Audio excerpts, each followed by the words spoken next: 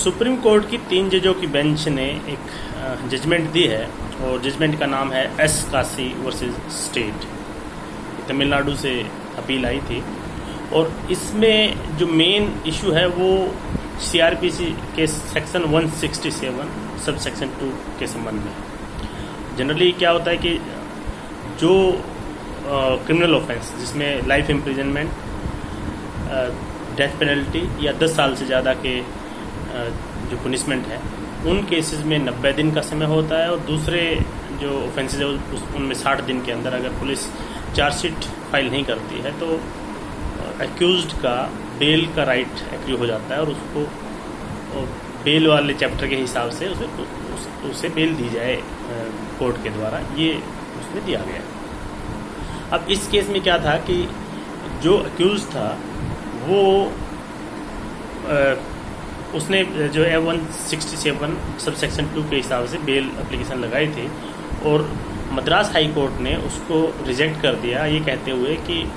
Corona के समय में जब सब कुछ बंद है और सुप्रीम कोर्ट ने लिमिटेशन पीरियड को एक्सटेंड किया है सुओ मोटो लिमिटेशन एक्सटेंड वाले केस में, तो उसके चलते जो उनका समय है पुलिस का इन्वेस्टिगेशन का और चार्जशीट फाइल करने का, उसका भी जो है लिमिटेशन के हिसाब से समय बढ़ गया है। तो उसी को चैलेंज करते हुए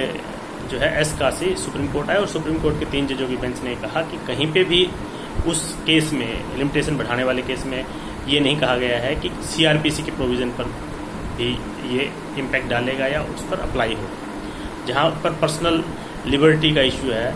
आर्टिकल 21 के हिसाब से, वहाँ पर ऐसा नहीं किया जा सकता और ऐसा करने से पुलिस को एक तरह से छूट मिलेगी और जिसका मिसयूज़ किया जा सकता है। तो उसमें यही कहा गया है कि ऐसी सिचुएशन में भी जब कोरोना है तब भी सीआरपीसी के सेक्शन 167 सब सेक्शन 2 के हिसाब से 60 दिन या 90 दिन जो भी जैसा भी ऑफेंस है उसके हिसाब से अगर चार्जशीट फाइल नहीं की जाती है तो उसी ड्यूरेशन के बाद जो एक्यूज्ड है उसको बेल का राइट है। और इसमें ऐसे नहीं कहा जा सकता कि कोरोना के चलते उन मामलों में भी पुलिस को जो इन्वेस्टिगेशन या चार्जशीट का जो टाइम है उसमें लिमिटेशन का एक्सटेंशन हुआ है, ऐसा नहीं है। तो ये एक 3 जजों की महत्वपूर्ण जजमेंट है